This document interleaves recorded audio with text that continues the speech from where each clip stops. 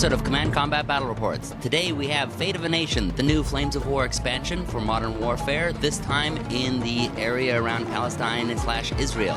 Our forces today are, of course, the Israelis, and they have Show Centurions, MCOT 3s, and some Shermans, both M51s and M50s.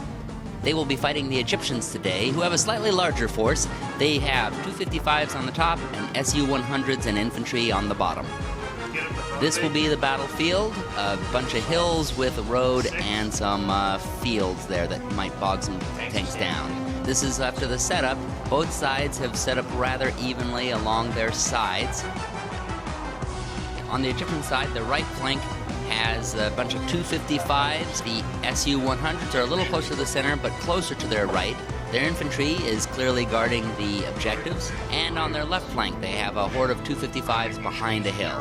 And on the Israeli side, they have a couple of Show Centurions and MCOT 3s. Their company commander is close to the center. And in the middle, he has a bunch of his Shermans. Guarding the right flank on the hill are 3 more Shermans. Let's hear what the players plan to do. Well, here we are to try the new Arab-Israeli Wars expansion for Flames of War, and I'm running the Egyptians, and my plan is to take my huge tank horde here and blow the Zionist dogs out of our lands, off of this table, and hope that the other side holds out. And it's about as complicated as that. First time in a long time setting up Flames of War. We're going to see this initial scenario here, Israelis versus Egyptians, and we'll see how it goes out. It kind of feel like Germans facing the Soviet horde here, but we'll go from there. The Egyptians get the first turn, and as predicted, they are racing forward on the right flank. It looks like they're going to steer a few over to get some shots near the center.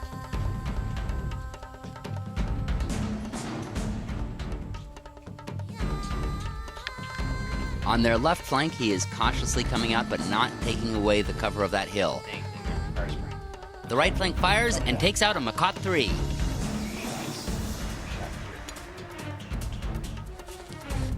They fire toward the center and don't hit the Shermans. One guy. So this is the position at the end of their turn. On to the Israeli turn.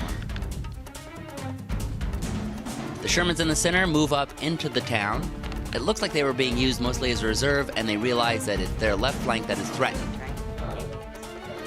The Shermans fire and take out 2 of the Egyptian tanks.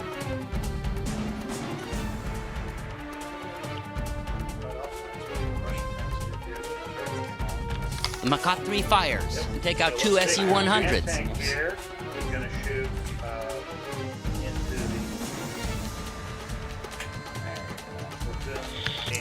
The company commander fires, only needs 3s to hit, and he gets 2 2s. However, as a special rule, the Israelis get to fire again as long as he was stationary, and he did not move. He rolls, he gets 2 5s, he penetrates and only needs a 2 or better, and rolls 2 1s. The luck really is just not with Chris today. They fire all the way from the other side of the table. They hit, and they manage to burn 1 more Su-100. Not over yet.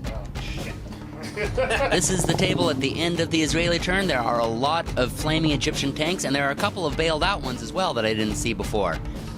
The crews will probably not remount because they are reluctant, meaning they need 5s or 6s to get in. But he rolls 5 and 6 for each of the tanks. They both remount. The Egyptian push will not be stopped. And speaking of the push, they are now going forward on their other flank.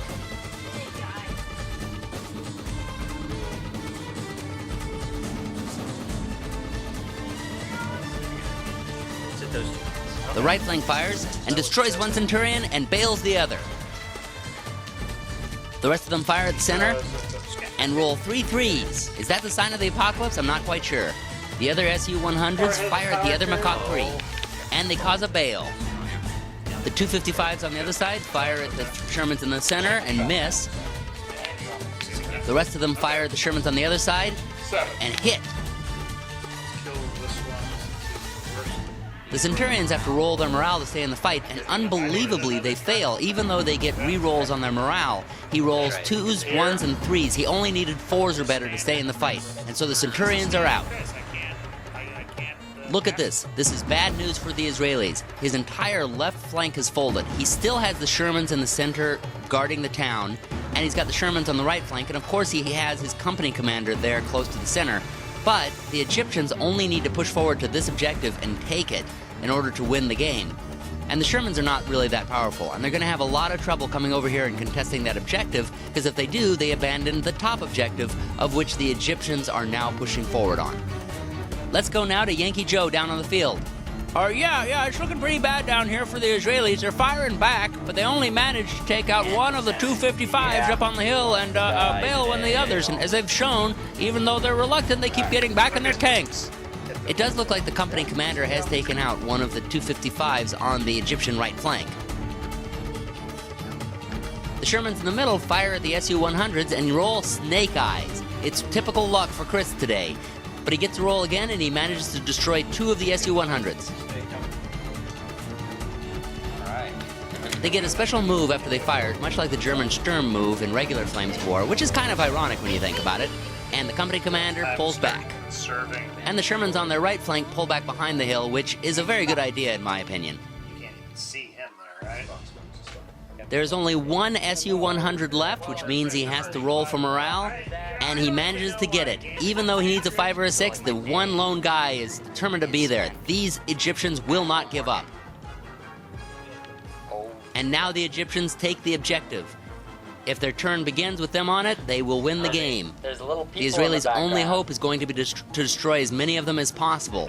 But the Egyptians still have their fire phase. Saga, yes. I won. And they continue to move forward on their left flank, too. Oops, some of them are also moving towards the center to take out the Shermans there. The Shermans in the middle get caught in the crossfire, and two of them are gone. Well, no, it's a tank-on-tank engagement. It always goes. They fire the company commander and don't take him out, but the Su-100 fires at the center Sherman, and 6s rolled all around. The last of the Shermans in the center are taken out. This game is going. We now come to the Israeli turn, and their only hope is to take out the 255s on their objective. The Shermans come down off the hill. They fire, and they manage to destroy one and bail another. Just to make it a little hard. The company commander fires, manages to take out one more, which will cause a morale check. So since the Egyptians are reluctant, they certainly will retreat now. But they roll a 5. Unbelievably, David stays in this game. He has just had magnificent rolls, and that will end the game because they begin their turn on the objective. This was an Egyptian victory. But this is how the battlefield looks at the end of the battle. Let's see what the players think of it. I'd like to thank Dave. He played another outstanding game. His tactics usually are great as usual. And because of his dice, he was able to pull this out with numerous 5s and 6s when he needed them, including his morale rolls. And, I'm going to have to take a look at the book and maybe hide the Israelis behind terrain more and then just pick them off slowly. And that's it. Well, it went better than expected. I lost a lot fewer tanks than I thought I would. I was hoping to just overwhelm him, but I got really lucky, and he got typically very unlucky on some of his rolls and was able to pull it off. It was a good game, and Chris was fun to play as usual, and lots of dead tanks. It's got to be a great game. Well, that'll do it for us here at Command Combat Battle Reports. We hope you enjoyed it. Be sure to subscribe and watch our many videos. Happy gaming, everybody.